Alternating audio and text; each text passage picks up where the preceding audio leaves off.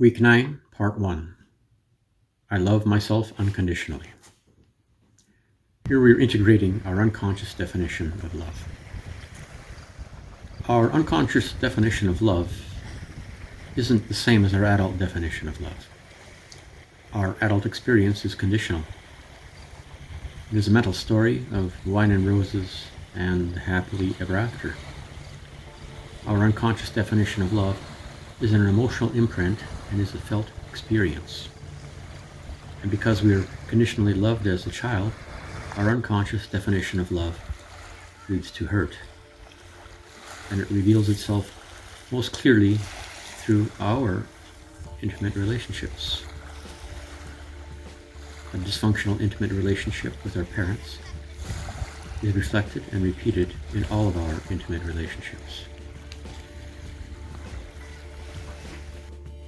Week 9, I love myself unconditionally. Part 2. In our failed intimate relationships, we entered them seeking to satisfy our adult definition of love. But no lover will fulfill this because they don't enter to give us unconditional love, but to show us why we haven't been capable of loving ourselves unconditionally. In a way, a lover comes to show us what love isn't. Only when you live in the present do you see love's possibilities through a lover.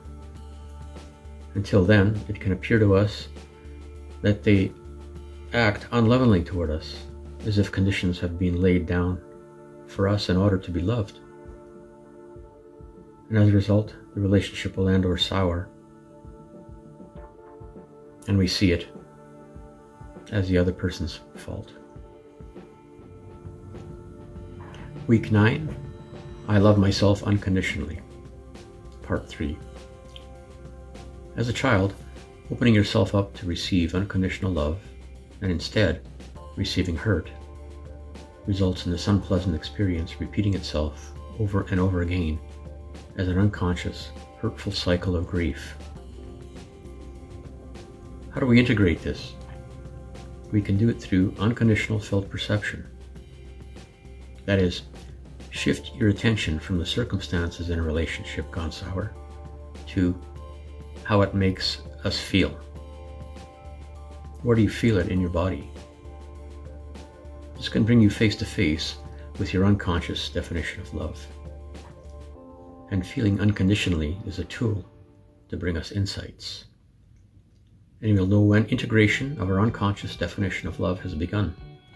We no longer feel we need to look for love. We allow love to come to us. The unconditional love we give to ourselves is enough, and we can share what we have to give with anyone who enters our space. We give and receive unconditionally. Week 9, I love myself unconditionally. Part 4. Until we realize true unconditional love, we'll go about manipulating every experience to recreate the feelings of our unconscious definition of love. But since our unconscious definition of love is conditional, we try to manipulate everything to get what we want. But getting those things is a condition and never satisfies our need for unconditional love. So we can never get enough. We always get what is required for our personal evolution, but because it is seldom an experience we want, we manipulate it into something else, into something we think we want.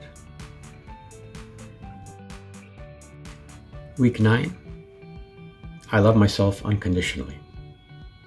Part 5. Giving unconditionally is receiving.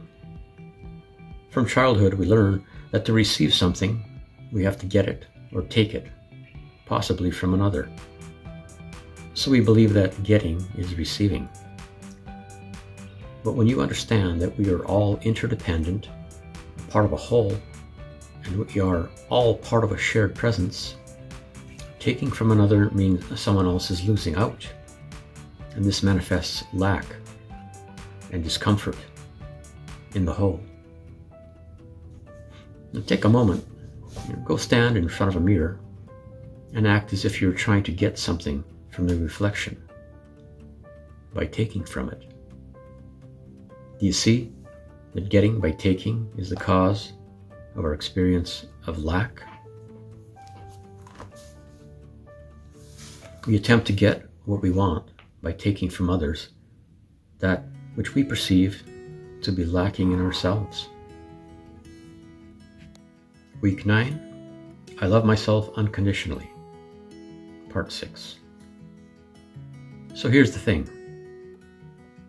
The things we want to get, money, cars, etc., is never what we are really after. We are after the feeling associated with the possession. So instead of chasing things, give yourself that feeling here and now. It is an exercise that can end our endless wanting or getting by taking. We no longer lack. The feeling of lack comes from the inability to feed ourselves emotionally. When we can feed ourselves emotionally, creating the resonance associated with things like success, this is authentic success. We are then able to empower people to feel successful without placing any conditions on our intent to do so. Then the magic really happens.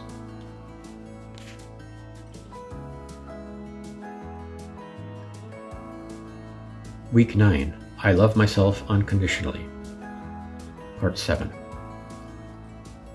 The magic happens. Empowering others to feel successful without placing any conditions on them awakens us to a powerful realization that giving unconditionally is receiving.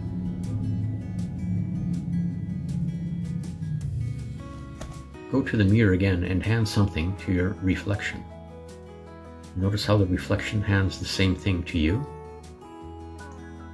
But don't expect that the receiving must happen at that exact same time and place. It may come to us anytime, from anywhere. Satisfying your wants by getting is lack. Receiving what we require is unlimited abundance. And this begins when we give ourselves the unconditional attention we have been seeking from others. We feel things because they are happening, not because we want to heal, understand, or fix, or judge them. It was never the responsibility of our parents or anyone else to place unconditional love in our experience. Once we begin to integrate the discomfort we have felt as a result of our unconscious definition of love, we begin to perceive our parents, family, and loved ones in a new light. They have our best interest at heart.